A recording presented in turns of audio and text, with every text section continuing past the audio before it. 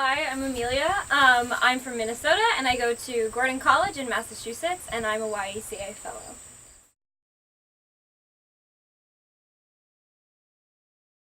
So the first time I heard about climate change was in 3rd grade.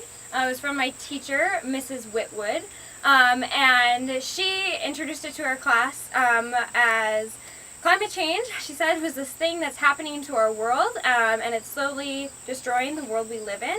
It's affecting species, animals, plants, and it's affecting humans. And she said that a large part of it was because we weren't stewarding our resources correctly and in the right way. And she provided us with this awesome way that we could help out as 3rd graders. So she gave us this pamphlet, and on the pamphlet it had a couple ways we could help out with this. So I brought this pamphlet back to my house, so excited to help out because I really loved being outside, loved nature, loved everything about what God has made, all the plants and animals, and wanted to do something to help. If this is what this horrible thing that was happening to our world, I wanted to help make it stop.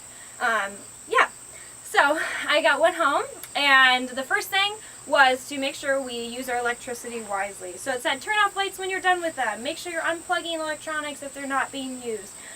So I kind of became the light police in my house and made sure everyone was turning off their lights as soon as they were done with them. Would always race around the house, turning off lights before we'd leave, anything like that. And then the second way, they had another one, was using your water in not too large amounts. So for this, they said take shorter showers, don't let your faucet run, all of that stuff. So this one was especially hard for me. I like to take long showers, so I finally got my showers down to 5 minutes, and I was very proud of myself, and encouraged my family to do the same. And so I was super excited about this, and that continued out for like a year about, and then my grandpa and the rest of my family came over for Thanksgiving one year. It was like a couple years after that, I think a year and a half or so, but anyways. So he came over for Thanksgiving, and I was telling him about this exciting new way that I was helping our planet, and told him about climate change and all that my teacher had told me. And he proceeded to tell me that he disagreed with me and that he did not believe climate change was real.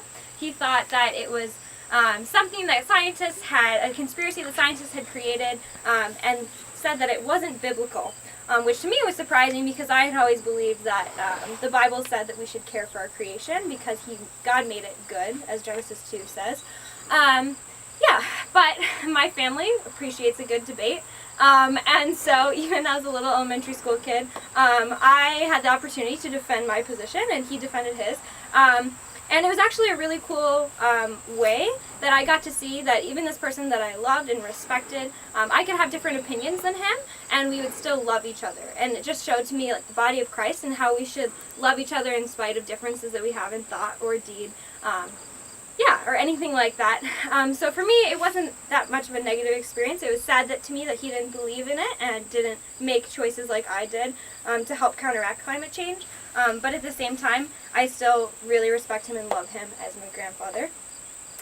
So then, years down the road, I just kept making choices that impacted my daily life. I tried to ride my bike as much as I could, didn't ever own a car. Just different choices like that. Was careful about where I got my food from and made sure that farmers that I got my food from were taking care of the land and not overusing any of God's resources He's given us or God's creation. So then I went to Gordon College, and last year I took a class that was called Environmental Science with Dr. Borsch, Dr. Dorothy Borsch. She's an amazing scientist and teacher, and I learned a couple things in that class. The first was that climate change, although I knew it already impacted the natural world around us, also impacts our societies around the world, civilizations around the world, and people around the world. As climate change occurs, more natural disasters occur, and that affects people, especially marginalized people, more and more every year. Climate change not only affects our environment, but also affects people, especially those who don't have the resources to recover after those natural disasters wipe out their houses, or their lifestyles. Which is something I got to experience in Guatemala when I went this last year. I went to Guatemala, and it was with a mission trip for my church, or my school, sorry, the mission trip with my school, and it was a really great experience, and really fell in love with the people there. But it was really sad to me because and really hard coming back, because the week after I came back, a volcano that was only 15 minutes away from where we were staying and all the people that we had just met and spent time getting to know and share God's love with, a volcano erupted and killed a couple people there and damaged many of their homes. And I don't, to this day, know how those people are doing and how they're recovering after that.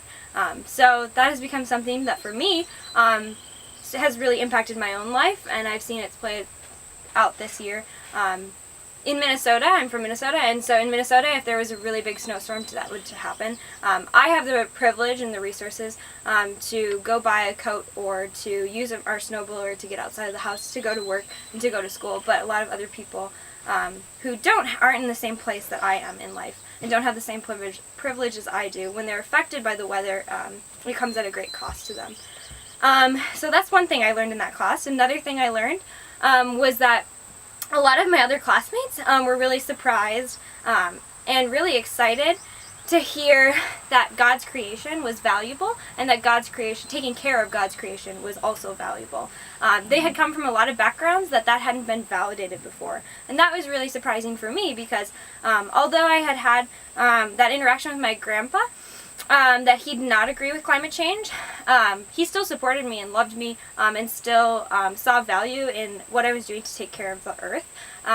But a lot of other people and a lot of my other friends, it was sad to me that they had grown up in churches and communities that didn't support them or didn't even teach them about our need to care for creation and to care for what God has made and given us.